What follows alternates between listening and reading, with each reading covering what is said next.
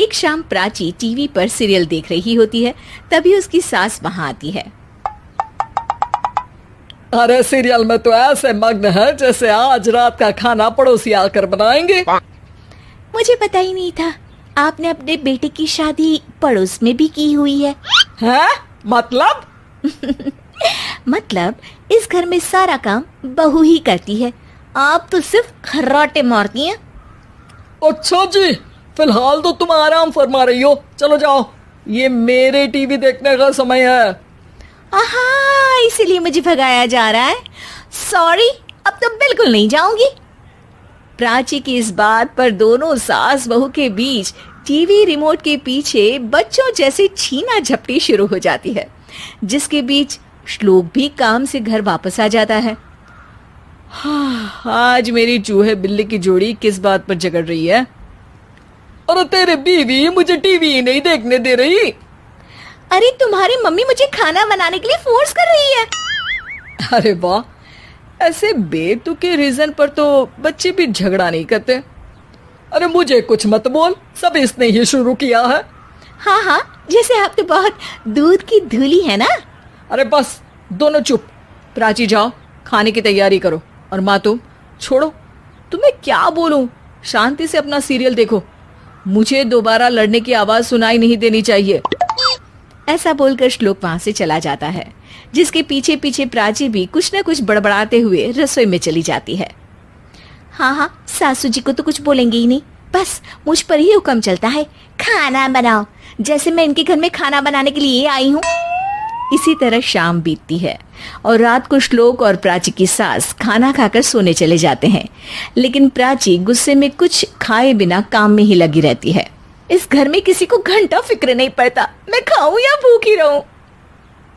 प्राची कुछ देर के लिए रसोई से बाहर जाती है और जैसे ही वापस आती है तो वहां दूध का भरा ग्लास देखकर हैरान रह जाती है।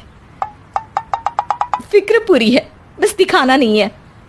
प्राची दूध पीकर सोने चली जाती है और अगली सुबह एक बार फिर सास बहू का कार्टून नेटवर्क स्टार्ट हो जाता है। ये तुमने ही किया है। अरे अजीब जबरदस्ती है, मैं बोल रही हूँ मैंने कुछ नहीं किया। दोनों ने मिलकर पूरे घर को पागल खाना बनाया हुआ है।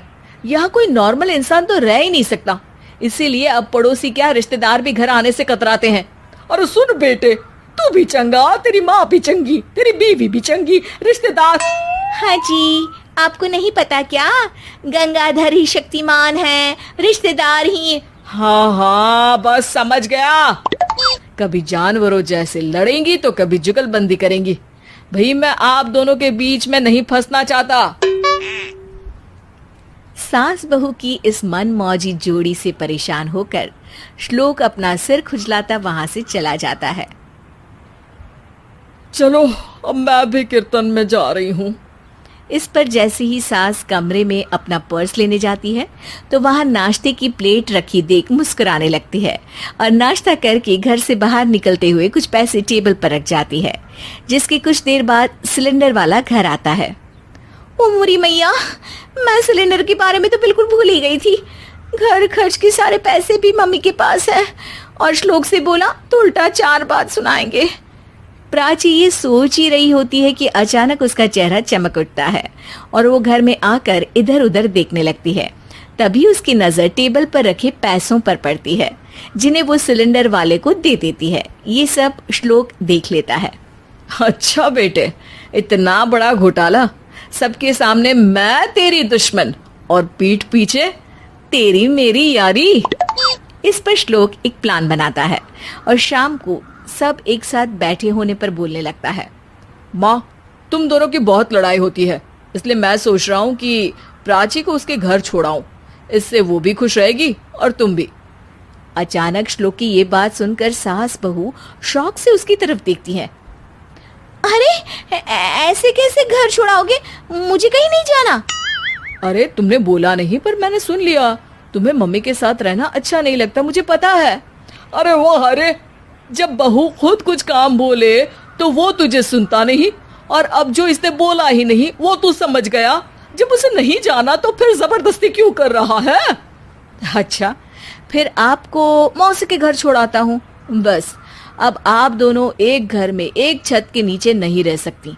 मैं इस टॉम एंड जेरी की जोड़ी को और नहीं झेल सकता। है? ऐसे कैसे नहीं रह सकते? तुम्हें इतनी दिक्कत है तो तुम्हारा बोरिया बिस्तर पैक कर देती हूँ, लेकिन मम्मी जी कहीं नहीं जाएंगी। बिल्कुल यही सुनना था मुझे।